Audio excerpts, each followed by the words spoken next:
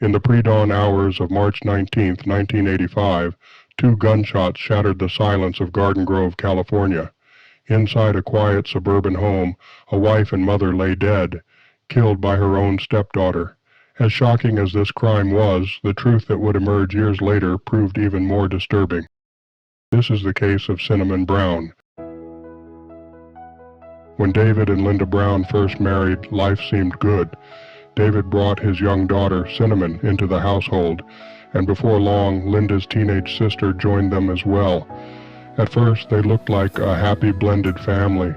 To neighbors and friends, they appeared to be the picture of suburban perfection.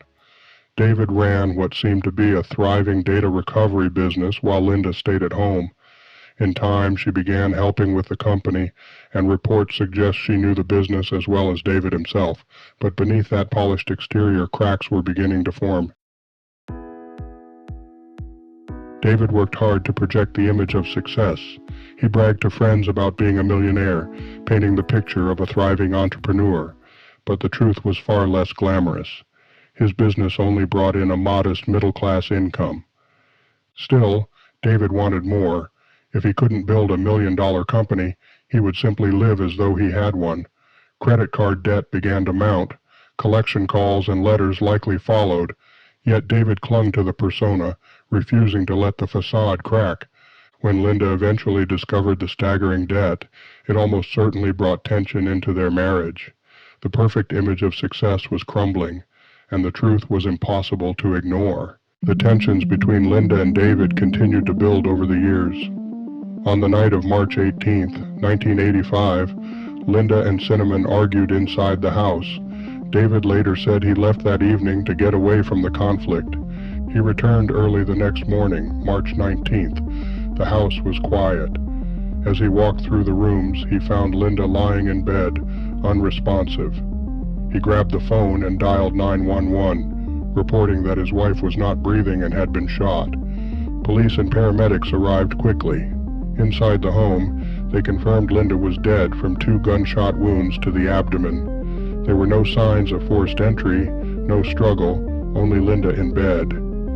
As officers searched the property, they made another discovery. In the backyard doghouse, they found 14-year-old Cinnamon Brown. She was curled up, barely conscious, clutching a note in her hand. The words suggested a confession and a suicide attempt.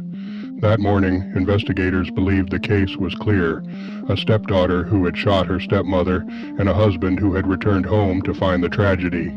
During her interrogation, Cinnamon confessed. She said she pulled the trigger because she and her stepmother never got along. She was tired of the constant fighting. In juvenile court, she was offered a plea deal. The judge handed down a sentence of 27 years to life.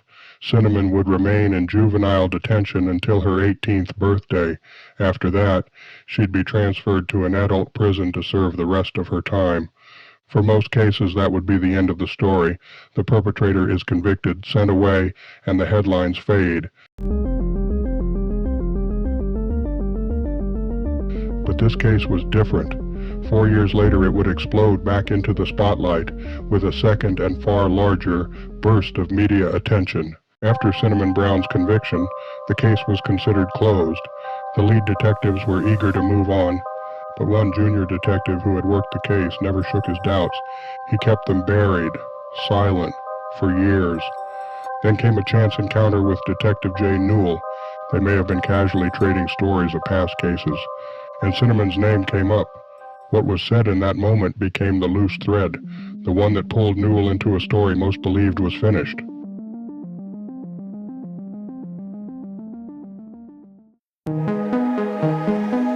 Newell began with the case reports.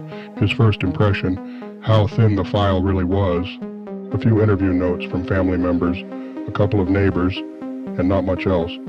He found the ballistics, the autopsy, he studied the crime scene photos, and then, buried in the back like a forgotten footnote, one single sheet, the junior detective's concerns.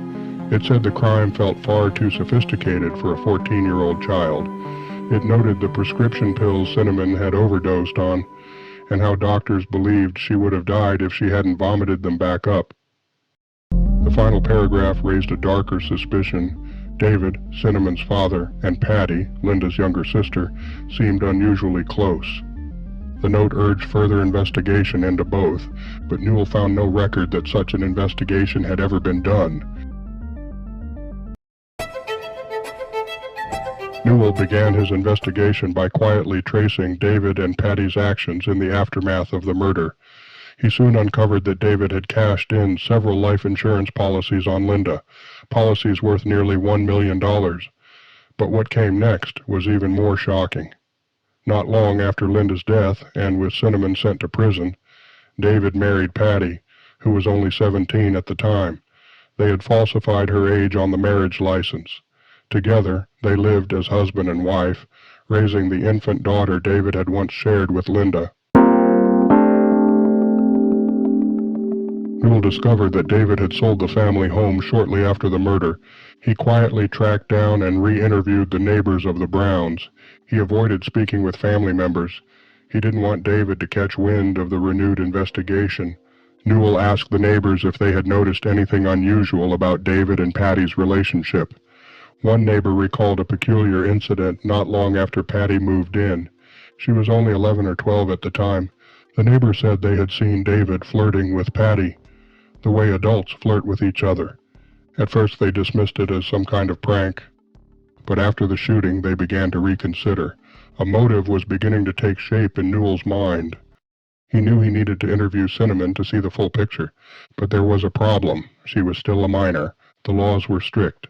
Even in juvenile detention, a parent or guardian had to be notified, and in her case, that meant David Brown. So he made a decision. He would wait until Cinnamon turned 18 and was transferred to an adult facility.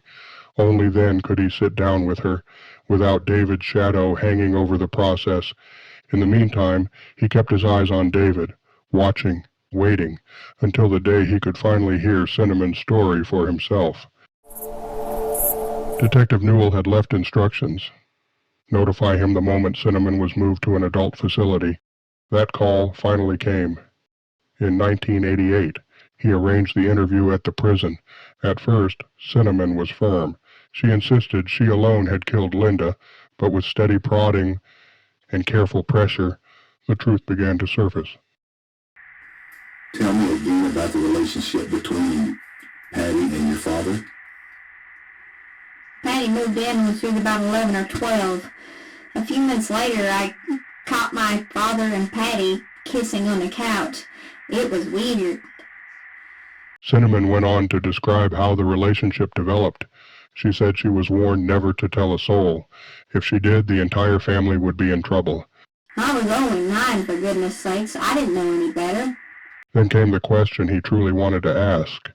He had spent hours building to this moment, carefully earning Cinnamon's trust, patiently guiding her to open up, and now, finally, she was ready.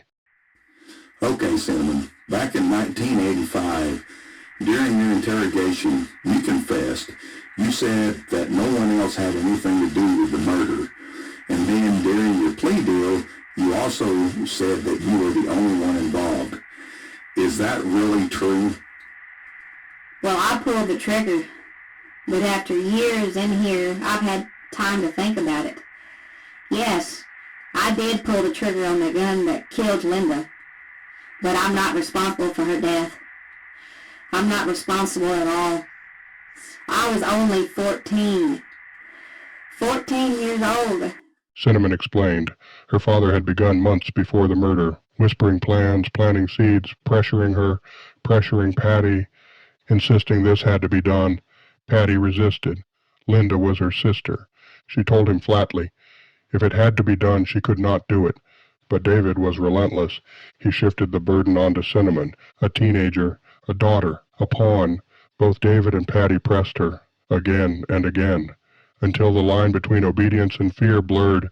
She told Newell, yes, she held the pistol, but no, she did not kill Linda.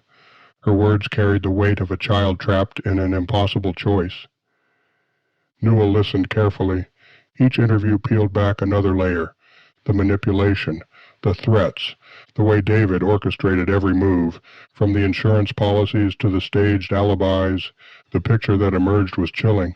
A father who married his teenage sister-in-law, a man who plotted his wife's death for money and control, and a girl left to carry the blame. The case reopened. Detectives retraced the steps. They followed the paper trail. They uncovered the contradictions. And slowly, the truth came into focus. By the time David Brown stood trial, the portrait was unmistakable. A man who engineered his wife's murder, who coerced his daughter, who twisted family into accomplices. The courtroom became a stage. Cinnamon's testimony revealed the manipulation. Patty's role exposed the betrayal, and the evidence, the insurance, the lies, the planning. Stacked higher than David could climb, the jury heard it all. The story of a girl in a doghouse, drugged and abandoned while her father tried to erase his crime, and in the end, David Brown was convicted, sentenced to life in prison. The deception unraveled. The scheme collapsed. What began as whispers in a teenage girl's ear ended with the downfall of a man who believed he could outwit everyone. Thanks for watching. The Bagman will return with another case from the shadows. Subscribe to follow the trail.